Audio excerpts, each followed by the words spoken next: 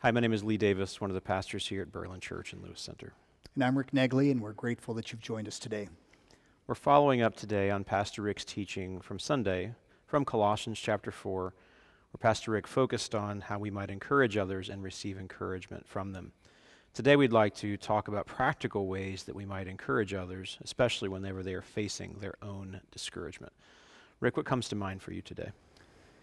Well, one important means of encouragement is that of testimony, of telling others what God has done for me or for us. And I shared on Sunday about a story that someone shared with me after 18 years, and that it happened about 18 years ago that I shared some scripture passages with this person, and it was in a time of difficulty for this person when they were facing a real serious anxiety attacks related to death. And I thought no more of it, and then just recently I learned that that had been really important. And so that testimony came back to encourage me, and what I used to encourage that person was Scripture. So that's another means of encouragement that God has given us. So Scripture and testimony, we can share with one another precious promises, precious and very great promises of Scripture to give them hope, to give them encouragement. And then a third thing we can do is to labor on their behalf in prayer, to struggle with them like Epaphras did in Colossians chapter 4, verse 12. He struggled on their behalf in prayer, or agonized literally on their behalf. And so we can go to God in prayer on behalf of others that they might be encouraged, that they might persevere and not give up, not despair. Another unique opportunity for us, practical way for us to encourage others in their discouragement, is to affirm them. Affirmation is a little bit different than encouragement, though it does, of course, contain some of those contours. But it's recognizing what God is doing in another person.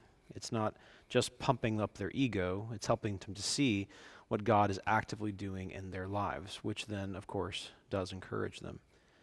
We often live inside of our heads. I know I do. And I wonder if I am helping anyone at all. I wonder if my gifts are useful at all. I know many of the ways that I mess up, and often I just feel like a big mess. But when others come alongside me and encourage me, affirm me, helping me to see the good in me, what God is doing good in me, and how those good gifts, those good works are helping them, it is very, very important and encouraging me in my discouragement. I have found that to be true many, many times. And when people feel very discouraged and all they can see is the darkness, to remind them of what God is doing in them, both generally in making them more like Jesus, but also through them to bless other people. To notice the image of God being restored in them. Perhaps a simple way to put it is that we notice the beauty in other people and we tell them about what we see. Again, God gets all the credit for this because anything good in us comes from God. We often are so focused on ourselves that we cannot see other people, which just leads to round-the-world discouragement. But if we could lift our eyes a bit and see God's fingerprints in people and actually selflessly open up our mouths and speak to them words of love, then we can help them in their discouragement. We live in a world of discouragement. We live in a world that is full of sadness, a world full of loneliness. But words of affirmation not only give glory to the Creator, but lift the eyes and encourage the hearts of His image bearers. So I encourage you, lift up your eyes, notice the people around you. This kind of living is infectious, and it can lead us away from long seasons of dark discouragement.